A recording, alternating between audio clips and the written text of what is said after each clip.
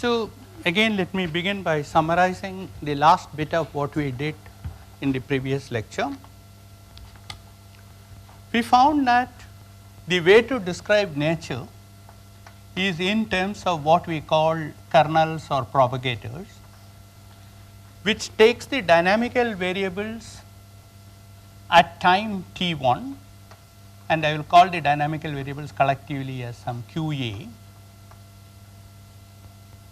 let us say 1, 2 at time t2, where I will say it is qa2. And this can be represented as a sum over all histories of a quantity which comes in the exponent, which we call action. So, this is the action which depends on essentially the dynamical variables qa and their time derivatives. We have not proved this statement, but we have only proved that there arises some action, and then we give some examples. Okay? We will see this as we go along. So, these dynamical variables can be anything. The cases which we discussed, where we explicitly computed it, the dynamical variables corresponded to paths of particles. So, the positions of the particle at two endpoints is good enough to specify the evolution, and here what will come in is the path of the particle, and we obtained the result for a weak gravitational field, where we found that this action has a very specific form, or in fact we found it for a generic gravitational field. Then we took an approximation. So, one case where you can actually write down this action is mc square integral deta. Deta is GAB, let me put c is equal to 1, GAB dxa dxb to the power half.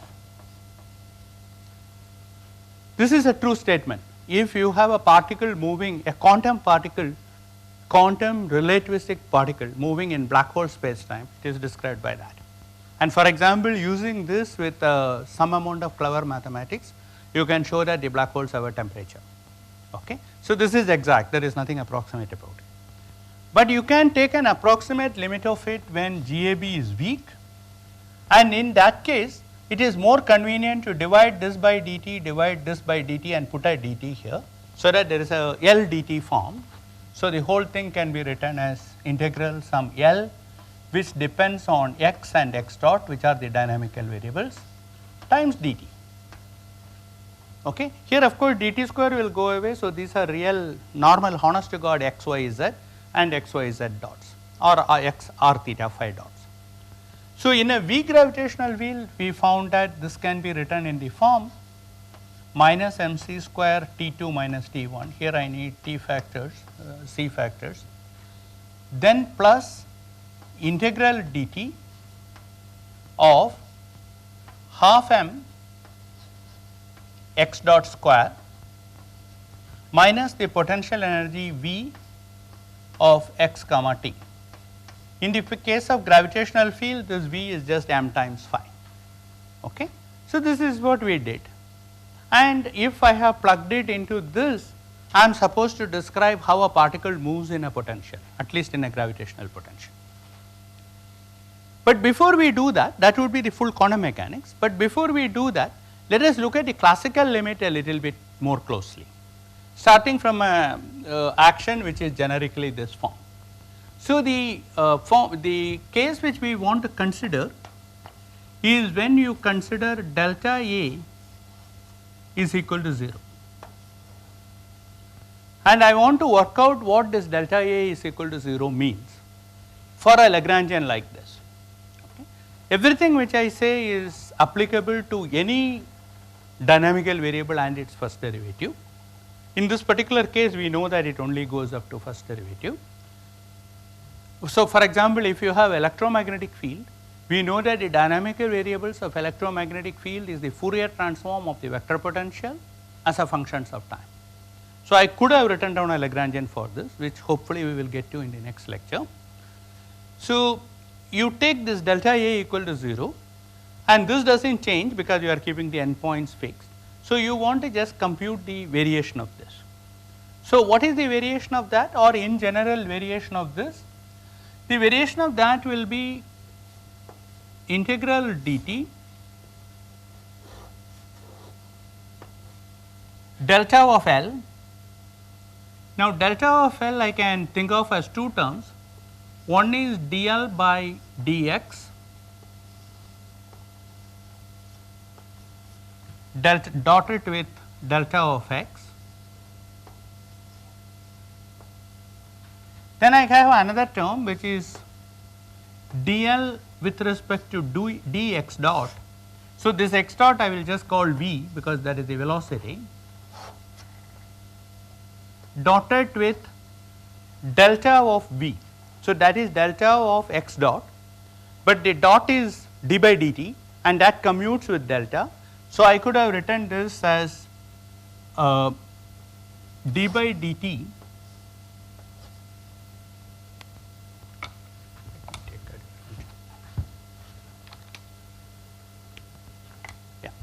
d by dt of delta x.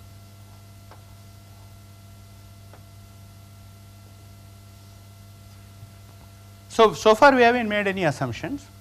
Now, what we want to do is to write the second term in a slightly different way. We leave the first term as it is, d by dt. First term we will just carry forward as it is. In this term we will write it as a total time derivative, that is d by dt of dl by dv dot is some vector which I will call p. In this case, for example, if it is half mv square and you take dl by dv, you will get mv, which is the momentum. So, I will just call it p. So, there is I am taking d by dt of p dot delta x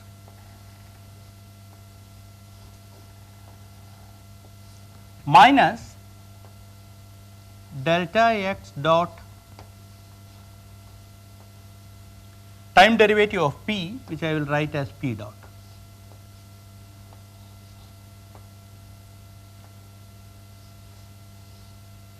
Okay. So, let us take this forward. So, I have one term here which is proportional to delta x, there is another term here which is proportional to delta x with a minus sign. So, I take those two things together. So, your delta A is going to be integral over dt, take the two terms with delta x together. So, there is a dl by dx minus this p dot, which is d by dt of dl with respect to v. P is this and there is a d by dt on that top dot times delta x. Then you have an additional term which is this middle term.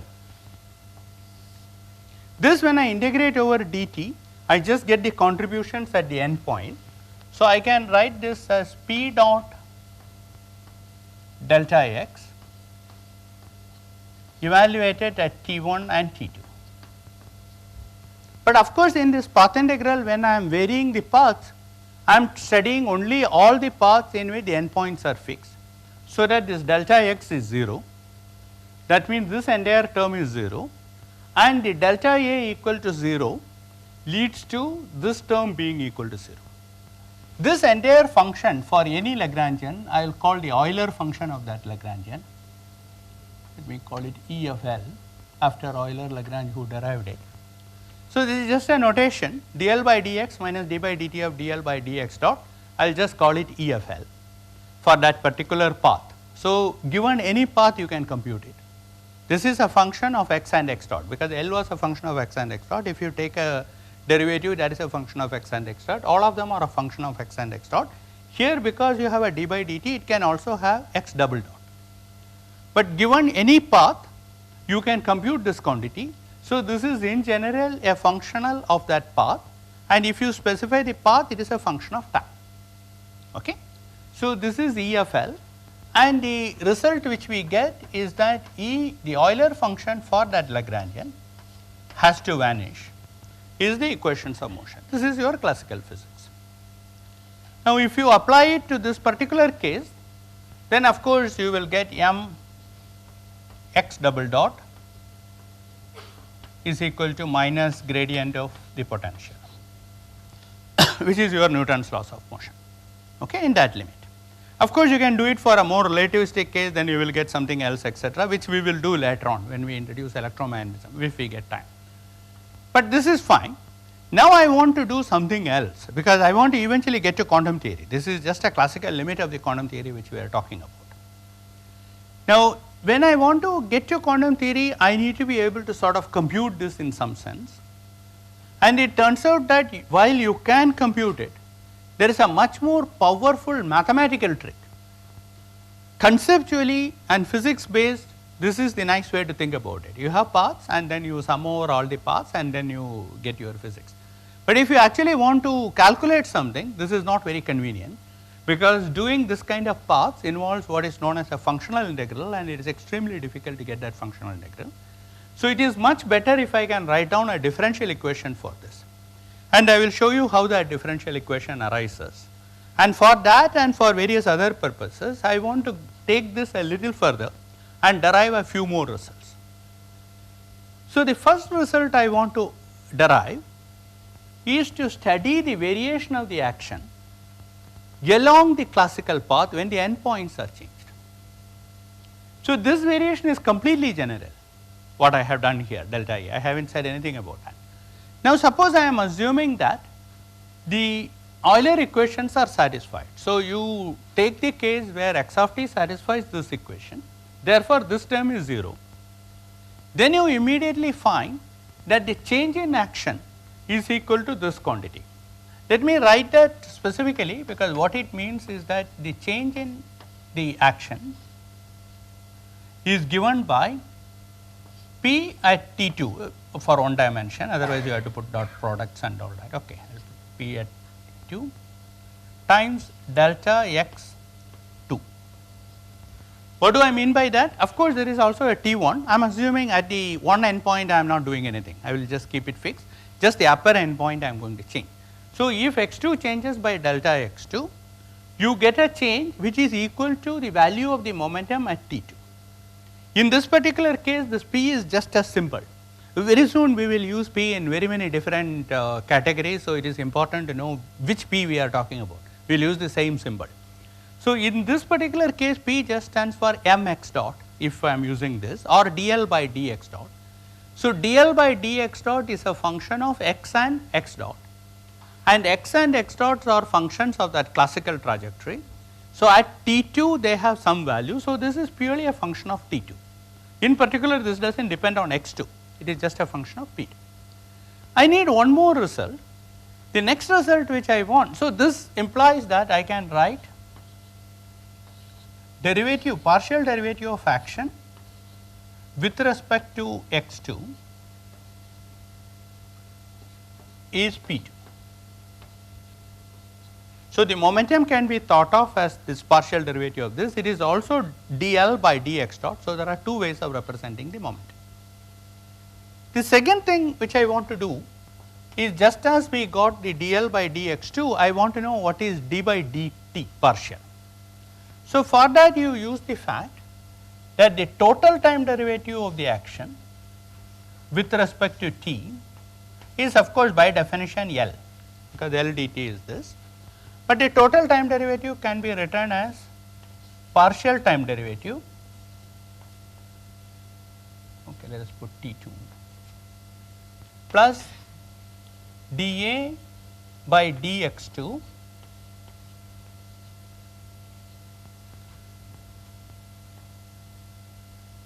so I am just taking the time derivative. So, this is x2 dot derivative with respect to x2 dx by 2 by dt, and this is the partial derivative.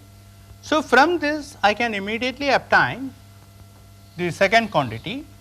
This is what I am after. So, I find that dA by dt2 this corresponds to this one, this is x2, this is t2, is going to be L minus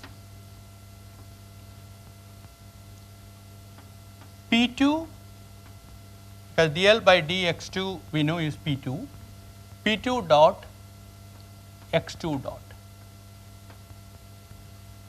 Okay. This is usually denoted by a symbol h, actually minus h by convention, minus h, so that h is defined by P x dot minus L. So, this is actually H2, H at T2. So, again we need to be very careful what we are talking about. Here this is a generic function. So, in fact, let me write it down explicitly. This is minus L minus dl by dx dot dotted with x dot. So, if you give me an L as a function of x and x dot, I can compute this quantity, I can compute this quantity and subtract from it. Some of you might recognize this as a Legendre transform, that is what it is. I mean, like in thermodynamics, you take a function of two variables, for example, take the derivative with respect to one variable, multiply by that variable and subtract it from the action, from the function, and what you get is the Legendre transform. So, the Legendre transform of the Lagrangian will give you another function h, and that will also be a function of x and x dot. But since I have a definition that dl by dx dot is p, I can invert this in principle and I can also write this h as a function of p and x. So, these are all functional values. What arrives here is the numerical value of that evaluated at T2. Okay, after that trajectory which satisfies the Euler equation is plugged in. Okay. So, in some sense we will denote h as a function of x and x dot when we do this. When we think of it as Hamiltonian, I will think of it as a function of p and q. When I think of it as n pair in point variation, it is just a function of T2. So, same symbol will carry all the three meanings. So, you should know from context what we are using, and it can be a bit confusing, but you have to be alert. So, I have got this result. Now, once you have got this much, you can do a little bit of trickery which will turn out to be very useful later on. If you look at this equation and you take this h, write it like this, and then replace the x dot by p, so that you obtain a function which is h of p comma x. Okay. Then what I can do is that I can take this equation for an arbitrary time. So, just think of the top variable as some variable time t instead of t2 etc. Then that plus h of p comma x we know is 0. But we also know that p can be written as dA by dx. So, you write dA by dx here.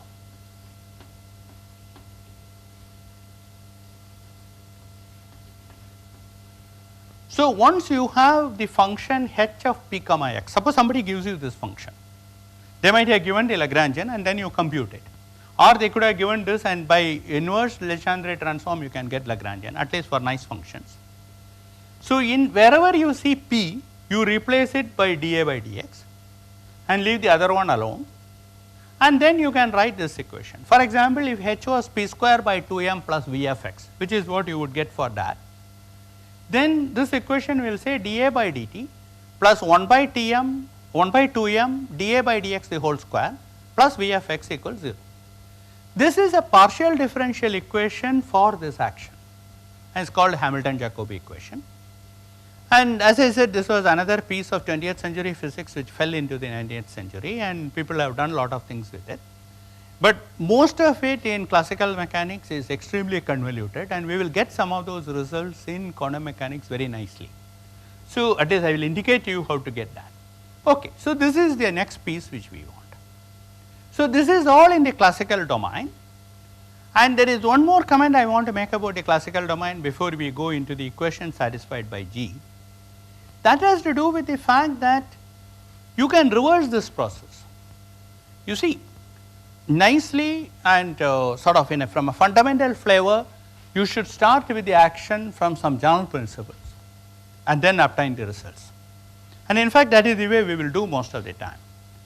But if you just want a quick result and you want to use a cheap trick, what you can do is, if you know what equations of motion you want, suppose you want these equations of motion, and you know equations of motion come from here, then you can sort of guess at the form of this.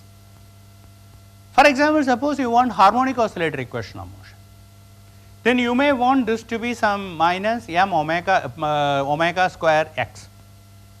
Then you can write a potential which is x square, whose gradient will give you x, and then you can construct a Lagrangian. So you can write down a Lagrangian for harmonic oscillators. This is important because once you can write down a Lagrangian for one harmonic oscillator, you can write it for infinite number of harmonic oscillators which are not coupled to each other, and infinite number of harmonic oscillators is same as electromagnetic field. So by this trick you can write down the Lagrangian for the electromagnetic field, which we will do at some stage. Okay. So this process can be inverted in both ways. There somebody should have told you that the Maxwell's equations are true. Here I am not doing that. So I don't want you to lose track of it. In this particular approach, once this quantum action principle has been introduced, at least for a free particle moving in some arbitrary gravitational field, we could actually derive the form of the action with some reasonable assumptions. Okay? There is a very natural interpretation of action as the path length, and what it is trying to extremize in the classical physics is the length of the path. It is almost like Fermat's principle. Okay? So you get that path length, and from that, taking the non-relativistic limit and weak gravitational limit, we got this form. Then we said, well, you know, it may not be gravitational field, we can use this as a toy model for other systems. But as I told you, there are no other systems except in some approximate sense which obeys it. But suppose somebody tells you that I want an action principle which will give me Maxwell's equations. Then the Maxwell's equations I can reduce to a bunch of harmonic oscillators. Then if I can write down an action principle for the harmonic oscillator, I can do something useful. I can write down the action principle for a electromagnetic field. Why is it useful? The moment you know the action, you can construct the quantum theory. So the free quantum electrodynamics and photons can be immediately obtained from this. And as I said, I will try to do this by the end of next lecture. As I keep starting, I find that I need another 4 lectures, but we will see how far we can go. Yeah.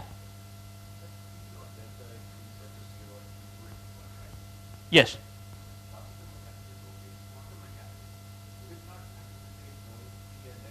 No. Because in quantum mechanics you are saved because the sum over paths are only for those paths where delta x is 0. Okay, so it is automatically taken care of. That is why you survive that. Yeah. Once x1 and x2 are specified, which you can do in quantum mechanics, you are through. So this is important. It is good you brought it up. There is one, I didn't mention it, but it is good for you to keep it in mind. In classical mechanics, if this equation are given, this is a second order equation, second order in time equation for x. In order to solve, you have to give x and x dot. Okay? Then when you integrate it, you will find x at all other time. But you could have done something else. I told you the other day that if this represents the projectile motion near Earth, I throw a particle and I want to go and hit my neighbor. So I know the neighbor's location, I know where I am throwing it from. So if I give the endpoints and when I want to kill the neighbor, if I know the times, then I can calculate what trajectory I should follow. So you need only the endpoints T2 x2 and T1 x1 to integrate the same equation. In quantum mechanics, so these are equivalent in classical mechanics. In quantum mechanics, that is not the case. Just as he was pointing out, in quantum mechanics, we know there is something called uncertainty principle, even though we haven't sort of derived it formally, which means x and x dot can't be specified at a given point. So there is no way you are going to do quantum mechanics in this kind of an approach operationally, you can do it mathematically, but operationally you cannot specify x and x dot for an electron and compute it forward. The only way you can think of electrons moving around is from endpoints. That is why this propagator is a nice way of thinking about things in quantum mechanics. But we bypass this fact that you need an extra condition by summing over paths for which delta x is 0 in quantum mechanics. Okay, fine. Now let us go further. So we have come up to this. Now what I want to do next is to obtain an equation for that G. What I am going to show to you is that G satisfies an equation which is, okay, now first let me think of G as a function of, let us say, T2 x2 and some T1 x1, which I will just write as 1. I am not going to do anything with it. Then I want to know how G changes if I change T2 and how G changes when I change x2. And I will show that IH cross dG by dT2 minus the Hamiltonian with all the p's replaced by minus I d by IH cross d by dx2 and the x2s are left same on G equal to 0. Okay. So, you take this Hamiltonian function, replace p by minus I d by dx2, leave the x as it is, and then this you take the time derivative. This equation holds true. So, this is an operator acting on G. In fact, it is a linear operator acting on G. So, let me put it like this, and it only acts on the second point x2. Now, let us go back to what we did in the previous lecture. I said that the purpose, we will derive this in a minute, but assume we have derived it.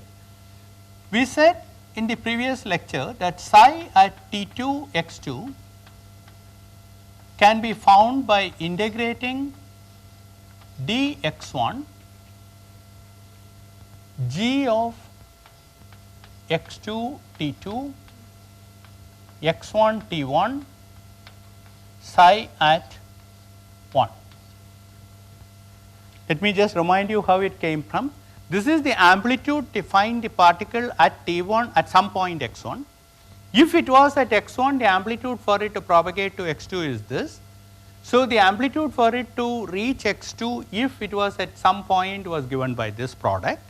Then you integrate over all the initial positions it could have had, and that will give you the amplitude at T2. Now, since this is a linear operator, let me call this some this operator as some S. So, S acting on G is equal to 0 is what this equation is. I can act on it from the left side. Then you will find that S acting on psi, because it acts only on T2 and x2, this will go through x1 and act on G, and it will give you 0, this is equal to 0. This is what you will call the Schrodinger equation. Okay. So, what we need to do is to prove this result, and that result is interesting, and there are various ways of proving this result. So, I am going to give you again a cheap trick derivation, because it grasps the intuitive content of what is going on very beautifully. It is not rigorous, and after deriving the result I will tell you where the rigor is a bit shaky and why it does not matter. So, the way we will do it is the following. First, we want to ask how G changes. So, let us compute delta G if I change T2, keeping everything else fixed. No, in fact, let me also derive one preliminary result even before going to that. Let us look at this G, and let us recall its definition. There are sum over paths, which now I will formally use the notation which everybody else uses, which is like this.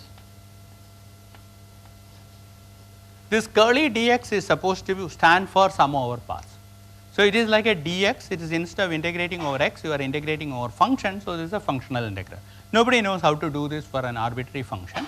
So, it is just a symbol. This is as much a bad symbol as sum over paths are as much a good symbol. So, it is just a convenience of notation, and it makes things intuitively more obvious. Now, what I want to do is that I am summing over all paths here. Therefore, if I change a path x of t to x plus delta x, in fact x plus even a finite quantity, such that this delta x vanishes at the endpoints, then nothing changes in it. Originally I would have taken care of all such paths, and even if I use this, there is all such paths. That means this g does not change under this variation. So, I get a simple result that 0 equals delta of this under this. So, delta of this under this is dx, delta of this which is e to the I over h cross a, then I over h cross delta of a.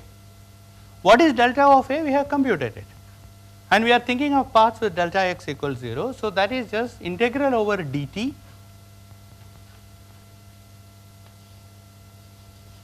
the Euler function times delta of x. Okay. Delta of x is arbitrary in the in between places. Now, this has to vanish. This can vanish only if integral over dx e to the I over h cross a, the Euler function, is equal to 0. Why is that? Because I can take delta x of t to be arbitrary. So, I choose delta x of t to be almost 0 everywhere except at some particular value of t. Then this integral gets contribution only from that point. So, you get e times that quantity. Think of it as a Dirac delta function, and that has to vanish, and this has to happen for all t. That can happen only if this is 0. Now, this is a nice result, and the way I would like to think of this is like some kind of this is the probability amplitude, but think in terms of probabilities for a moment, which is wrong, but think in terms of a probabilities, this is like an averaging. So, if I had divided this by integral over dx e to the I a over h cross, this is like some quantity multiplied by a probability integrated over all values divided by the normalization of the probability. So, on the average, Euler equations are satisfied in quantum mechanics. So, the Euler-Lagrange equation is satisfied only on a classical trajectory in classical event, but if you allow me to do the average, then it is satisfied in quantum mechanics. It is a cute result, and it is also going to be very useful. Okay, now I have got this. Now I come back to this question, and I said I wanted to do this, but then I thought I will derive this preliminary result first. I want to know how g changes when the upper endpoint x goes to x plus delta x. Okay, so I am just going to change x2. So, let me be very specific. Okay, how does this g change? So, how does it change? So, let us get back to that. So, delta of g under that variation is going to be dg by dx2 delta x2. So, this is by the change in the path integral. So, that is dx, you get an I over h cross delta of a for the same variation e to the I a over h cross. So, what is delta a now? I am changing this path. So, this delta a will have two contributions. Delta a will get a contribution from this and a contribution from this, and I had to average both. This is why I derived a preliminary result. The average over this is 0. Therefore, I only have to worry about the average over this. Therefore, I get this is equal to integral dx I over h cross.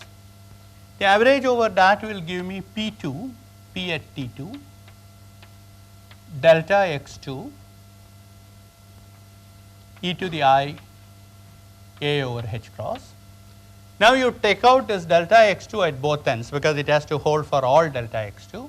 So, you get a result that dg by dx2 is equal to this quantity.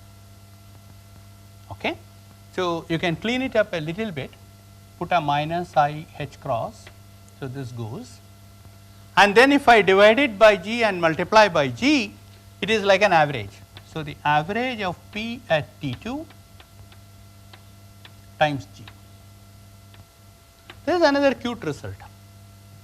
what it tells you is that the operator minus I h cross d by dx2 acting on the propagator is same as the average value of this p at t2 evaluated with the path integral multiplying g.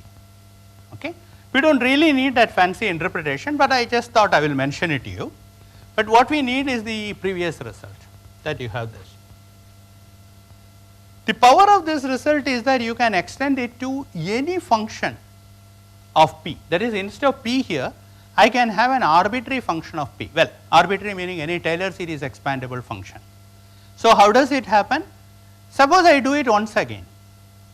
So, what I am going to do is to do minus I h cross d by dx2 acting twice on g. So, I had to act by this operator inside. P at T2 and x2 are independent. So, this does not contribute. This, when you do this, you get exactly the same result and you will bring in one more p. So, you get dx p at T2 square e to the I a over h cross. So, I can do this for n, I can put it here. So, if I can do it for an arbitrary function of n, if I have any function of p which is Taylor series expandable, then I can do it for any such function. So, I get a result that you have any function f, let me start from the right hand side. What I get is that dx, an arbitrary function of p evaluated at 2 of course, e to the I a over h cross is the same as that function with p replaced by minus I h cross d by dx2 acting on g. So, if I want to calculate sin p2 this average, what you do is you take sin minus I h cross d by dx2 acting on g. How will you do sin of an operator? You Taylor series expand it and work on it. Okay. But formally this equation is true. Now, we want just one more result. Not really, because there is I factor and even in Euclid, no, because it is not linear in x and there are all kinds of problems. You can't think of it. It is much better to think of it as a probability distribution, probability amplitude distribution. Okay, we are almost there. Then there is of course a trivial result that if you take any function of x2 and you multiply by g, I can put that function of x2 inside, okay, because I am going to, I want to get this result, okay. So, this result has a p square by 2m and a v of x. So, I want to get both of them and finally, I want to get this too. That is trivial. So, let me do that. So, what is dg by dt? The same game as before. When you do that, you will get the integral over dx, and when you do the variation and all that, you will have a delta A, but now it is dA by dt, which is minus h. So, minus h I over h cross e to the I a over h cross. Okay. So, this will give you I h cross dg by dt as h times this quantity. Again h at 2, this is h at, let me be very explicit, p2 x2. Okay. So, now let us consider a system where the Hamiltonian has the form p square by 2m plus this. In fact, I can think of Hamiltonian which are of the form any function of p plus any function of v. Okay. For any such case, if I have a function of p plus a function of x, which is v of x, then that function of p, this average is going to give me this, function of v average is going to give me this. Therefore, I immediately get the result I h cross dg by dt is equal to taking this Hamiltonian function which is of the form a plus b, where a is a function of p and b is a function of x. I do not have to specify what that functions are. They have to be Taylor series expandable. H of minus I h cross d by dx2 x2 acting on G. This probably deserves a box. So, this is what we want to obtain. Now, I wanted to make a series of comments about that. So, firstly, this is a very simple way of getting this result. There are conventional textbook derivations which do not follow this. In fact, I have not seen it in any textbook. So, the reason the conventional method does it in a more rigorous way is because this is not really rigorous. So, why is it not rigorous? Well, I have not defined what this sum is at all, and I have not defined what this dx is at all. And I seem to have got this result without defining it at all, which worries mathematicians. Okay? But it turns out that the final result is true. So, this is one of those things which mathematicians has to fix their job, and we do not have to worry about it. It is actually true. That is the attitude I would take. Now, the second thing about this derivation is that why is it not true for an arbitrary h of p comma x? I very specifically said it should be of the form one function of p plus one function of x. Now, the function of p can be anything. Function of p can be tan h of p, I do not care. I am not saying that should be p square by 2m, but it has to be of that kind. The problem is that suppose you have a term like xp in the Hamiltonian. Now, when you convert xp, classically you could have written it either as xp or as px. But when you convert it into operators, it will be either x d by dx or d by dx x. These two are not the same. Because x and p do not commute as operators, the moment p is replaced by this, these two things do not commute. If the things are not one function plus another function, you run into trouble. But that can be fixed if you give some extra prescription as to how the operators have to be ordered. In that case, it is general, it is even more general. Okay? So, we have now come back starting from the path integral to an equation satisfied by G, and that equation we have even defined without actually telling you what the sum over paths are. And we have got that result, and once we have got that, all of the Schrodinger equation technology applies. This is just a trick, and you can, once you have the psi and the psi is propagated like this, and you can obtain the results for that. Okay? Now, I also told you that this definition works only if G is transitive. As you multiply 2 G's and integrate over the middle one, you should get 1, 2, 3. And I cautioned you the other day that in general this is not true. In fact, for a relativistic free particle it is not true. But for a relativistic free particle you have a Hamiltonian which is square root of p square plus m square, we will derive it in a minute. And if you do that, then it seems to run into contradiction, because I had just shown the Schrodinger equation is valid for that, but I told you that it does not work.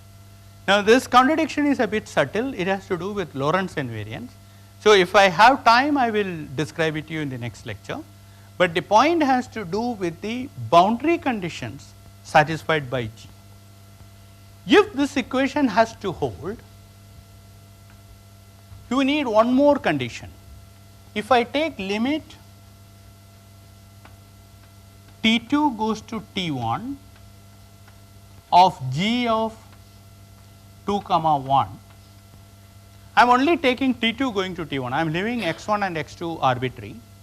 When T2 goes to T1, I have to get the same wave function back, which means this has to reduce to a Dirac delta function on x2 minus x1.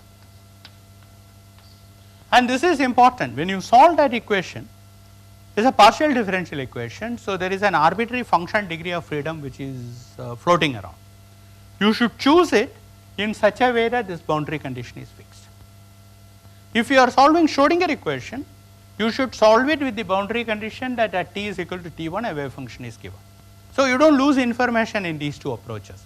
So, you need this condition. Now, it turns out that if you do this for relativity and you do that formalism for relativity, and you obtain a Green's function, you cannot simultaneously satisfy this condition and Lorentz invariance.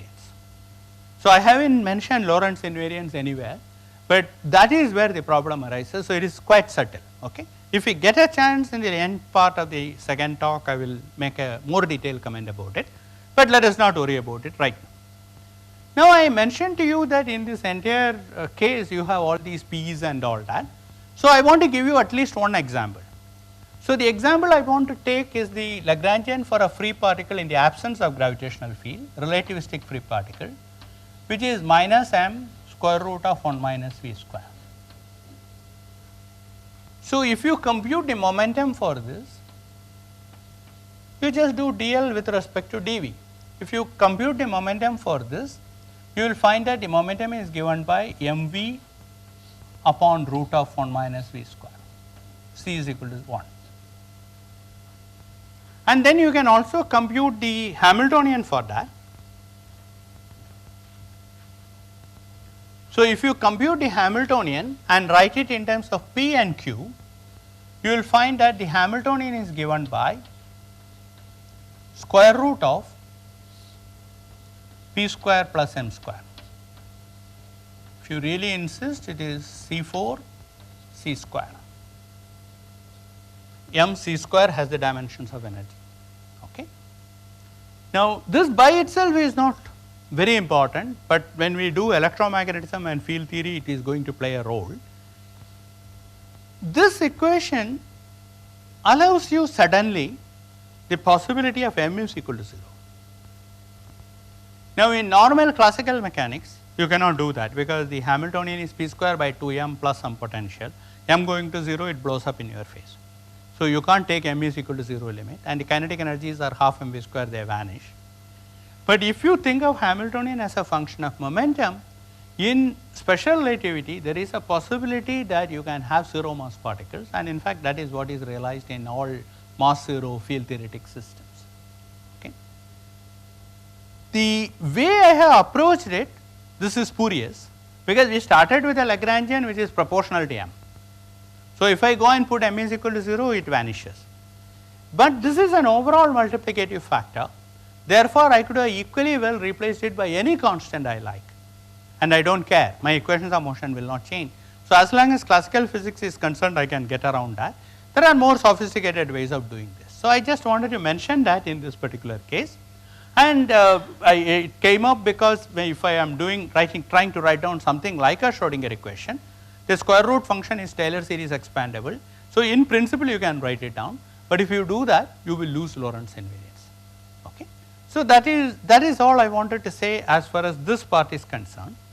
Now, let me go further and talk about the thing which I have not talked so far. What are the paths we are summing over, and how do you do this more rigorously? Because some of you might go and read a textbook in which this path integral should be computed more rigorously. I am not going to compute it more rigorously because as far as I am concerned, the Schrodinger equation tells you what it is. And in fact, you do not know how to compute this except for some very special cases. So, it is not a mathematically and technically a good approach to follow. So, let me go back and talk about that. So, what we are going to do is the following. You have a space time. So, let us say I have time here and let us take space here, and there is a particle which is starting at x1 at time t1. So, let me write this t is equal to t1 surface, and it is starting from here, and there is a time t2, t is equal to t2, where it ends up at a point x2. Okay. So, this is x2, this is x1. Now, you want to take a path and you want to sum over all paths with these two endpoints. So, here is one path, here is another path, two paths. So, how can I sum over all these paths? Well, you have to convert that summation into something which we understand, which is integration, normal integration. So, what we do is that you cut it into fine strips of width some epsilon, and there are n of them. In the end, you are going to let this n go to infinity, epsilon go to 0, so that T2 minus T1 remains same. Now, you take any one path and you say that this path, it goes from this point to this point in this epsilon, then it goes from this point to this point in this epsilon, etc., etc. So, I know the position, this is x1. So, let us say this is x0, this is, well, okay. So, you need this to be some, x1 is a bad notation, let me call it xa and xb. So, then this is x1, this is x2, this is x3, etc. So, your path is specified, you have already done the time slicing. So, your path is specified by giving x1, x2, x3, x4, xn. Now, in the limit when n goes to infinity and epsilon goes to 0, it is a continuous path. Okay? So, then what you do is that you compute this integral, this integral as integration over all possible values it can take in between. So, you take any given time, integrate over dx, take this time, integrate over dx, etc., etc., and multiply the amplitude for each one of them. So, you can do this calculation, and you can do this calculation rigorously for a free particle. Okay? You can just about do it for all actions which are quadratic. Beyond that, this method is not practical. Okay? So, even when you do it for a free particle, all along the game, there is a normalization factor here which I have not talked about. This normalization factor will depend on epsilon. You have to choose that normalization factor in such a way that a finite limit exists. This is how you do that. But as I said, I find this unnecessarily laborious and fairly useless, because it can, after all this, you can only do some free particle. Okay? So, it is much more powerful to just use this result and get the Schrodinger equation and be done with it. And from the Schrodinger equation, there is a way to write down the propagator, which almost never we will need, because the Schrodinger equation it will contain the information which we need.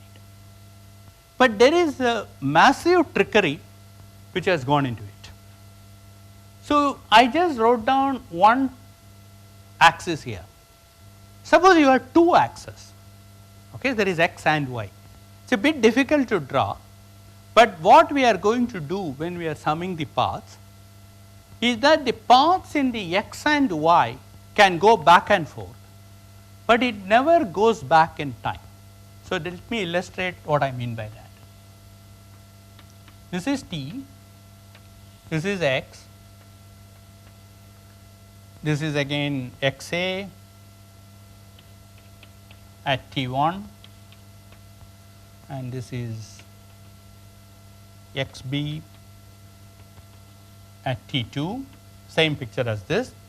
What about a lovely path like this? Okay.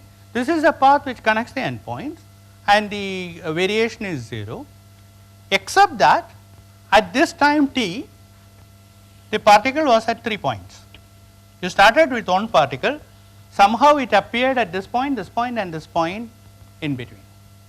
People do not like it. I do not know why they do not like it, because in quantum mechanics much more weird things happen, and in fact real life it does happen. One particle can appear in 3 different places. But since people do not like it, they exclude these paths. This is automatically excluded in this picture. When you do, that is why I said there is a massive trickery there. The moment you do time slicing and integrating, at any given point you are assuming that this curve hits it in only at one point. You exclude curves of this point. Okay? So, are you allowed to do that? Well, I mean, when you do this, you get the correct result. So, in some sense you are allowed to do that. Are you allowed to do that in relativity? Definitely not. The problem is that in relativity you cannot take time and say space separately. What we have done here, this is 3 functions of x and this is time t. In relativity, the dynamical variables x of t in non-relativistic physics get naturally replaced. You can rewrite it in this form, but they get naturally replaced by xa equals xa of some arc length or a parameter length tau. So, you can do this in relativity with a tau here.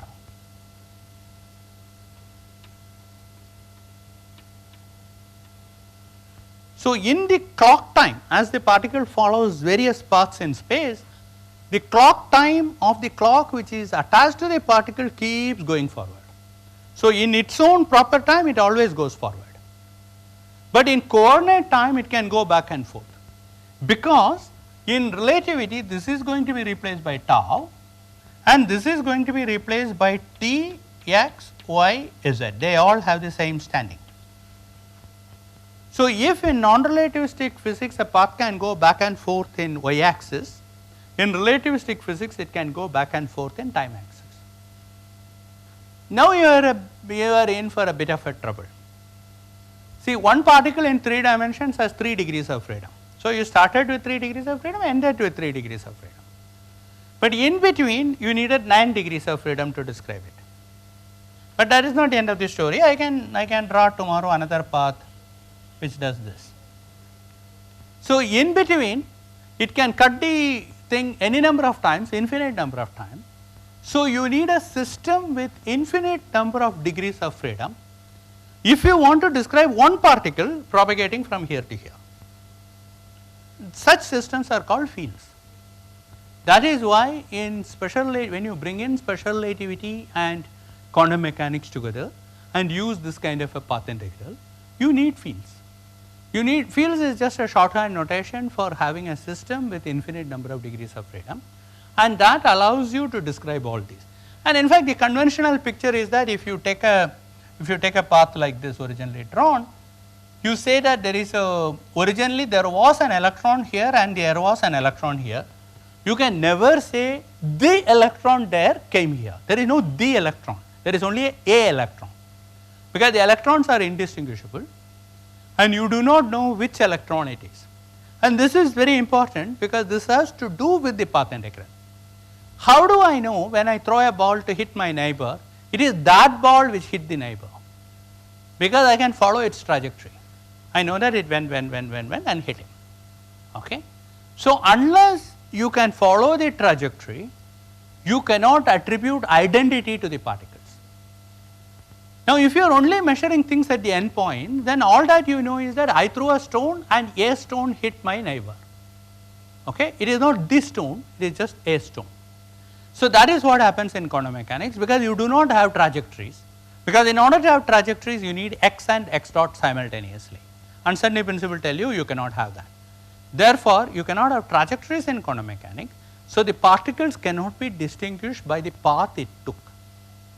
So, you cannot say which electron, when all that you can say is there was an electron here and there was an electron here, but not which electron. So, the conventional picture is that there was an electron anti-electron pair which got created here, and this was going forward, this was going like this was going like this. This backward propagation is interpreted as a forward propagation of an antiparticle. So, a particle antiparticle pair was created here, it got annihilated here, and this particle you picked up. Okay. Now, this is also important for another reason, that in Newtonian physics, if I start from here and I end up here, this question was in fact somebody asked at some stage, that between any 2 points, you start from one point and at another point I am integrating over all x values, which means I am allowing this particle to start from here and after an epsilon time end up very far away. That means in between the particle has to travel with arbitrarily high velocity. So, we do not put a restriction on what kind of velocities are allowed. Now, in relativity we have this notion that things can't travel faster than light. That is of course a wrong notion. What can't travel faster than light is information content or signals, but roughly speaking there is some kind of a barrier which has to play a role. So, which means that can I have a particle which can go from here to here, where the 45-degree line is like this, and I am now talking about CT. Okay. So, can a particle start from here and catch it? I can catch it outside the light cone. The answer to that question is yes, you can. Okay, there are several textbooks which confuses this issue. The answer is not ifs and buts. You can catch a particle outside the light cone with a very small probability. This is because processes which are not allowed in classical theories are allowed in quantum theory. It is just like tunneling. That is bad But can I describe it by processes which take place entirely inside the light cone? Answer is yes. That is what you do here, because instead of this particle going from here to here, you sort of draw these funny things, and each one of them is within a light cone, and you do not know whether it is this particle which went there. All that you know is an electron was here and another electron was caught here. Okay. So, sometimes people sort of, I have seen some good textbooks goof up on this and try to say that when you do quantum field theory, then causality is maintained and things like that. Yes, causality is maintained and all that, but the causality is defined in a particularly sedate and correct way. The naive idea of causality that particles cannot propagate outside the light cone is not true. It is not true in quantum field theory. Particles do propagate outside the light cone, but it is not one particle which is propagating. The amplitude to catch an electron outside the light cone when the original amplitude was inside or on two space-like surfaces is non-zero. But it does not make any difference to signal propagation or any such thing, and the entire theory is fully Lorentz invariant and everything will be taken care of. Okay? But these are slightly advanced comments, but sometimes you will learn field theory and I am just trying to vaccinate you against wrong statements you will find in textbooks. So, this is the main difference between these two. But then how do we ever do field theory? So, in field theory, if I want to talk about a relativistic particle, I told you that you need all these fields and all that. Yeah. So if I understand correctly, if I'm wrong, so then if we have quantum mechanics and relativity, special relativity in this particle kind of quantum mechanics forces us to think about it. Yeah. You can in fact derive fields from it. Yeah. Yeah. So, in fact, the way it comes about is the following. So, if you take this approach, what we are supposed to do for relativity is that you have a propagator for a particle to go to xa starting from an event ya, which is sum over paths of exponential minus I mc over h cross integral over dt square root of 1 minus v square. Okay, since I will take away this c. Okay, I times. So, you do have an action for a relativistic particle, you just have to sum it over. Now, fortunately, the sum can be done. Okay, this belongs to a set of path integrals which can be calculated. I mean, there are again, I have found some textbooks, not very good ones, which say that unless it is quadratic, it cannot be summed, so we do not know how to do that, etc. There is a trick. The trick in this case for more enterprising people among you is that you convert this path into paths exponential minus I over h cross times m times the length of the path between x and y for every path. Okay? And you forget this I m and h cross for a moment and you just think of it as some alpha. Okay? So, what do you want to do? You first think of the space time as a lattice, just as we discretized here.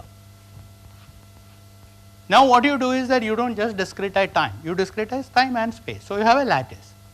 So, you have one point in the lattice and you have another point in the lattice and the particle travel along the lattice. So, you take any path on the lattice, it will have a length, you compute the length. Then you ask how many paths are there with that length. This is a beautiful problem to work out in combinatorics. There are very clever ways of doing it and there are also very dumb ways of doing it. Choose anything you like and do it. So, you want to compute on a lattice between 2 points, how many paths are there of a length L. So, the sum over paths is just e to the minus alpha L for a path of length L multiplied by the number of paths of that length L and for all the cases which you want, you just sum it over. Of course, the lattice will have a width epsilon. So, the answer you are going to get is going to depend on that width epsilon and the point to point which you are going will have a n and then you take the limit. So, by a careful limiting process on the lattice you can compute this quantity and you are computing it in a Euclidean lattice just for convenience, that is why I did not have I and all that. And then in the end you quietly put alpha equals minus Im by h cross. Okay. If you do that, you will get the correct result. So, you will get the correct result for the propagator, but then you will find that this propagator does not satisfy transitivity, and that is why you cannot write down a wave function in a relativistic case, and the most natural interpretation of this propagator is in terms of surprise harmonic oscillators. Okay. It turns out that it has a deep connection with harmonic oscillators, and that is why you want to describe it in terms of the field. So, I will try to give you a little bit more of a flavor of what happens in the field theory and what happens in this context in the last lecture. And we will also try to do one more thing, namely to derive the propagator and the action. So, we wrote down this action here for a particle in a gravitational field. I also want to write down the action for a particle in electromagnetic field and ask what kind of equations of motion it gives you. Okay. With that, we will conclude in the next lecture. Questions?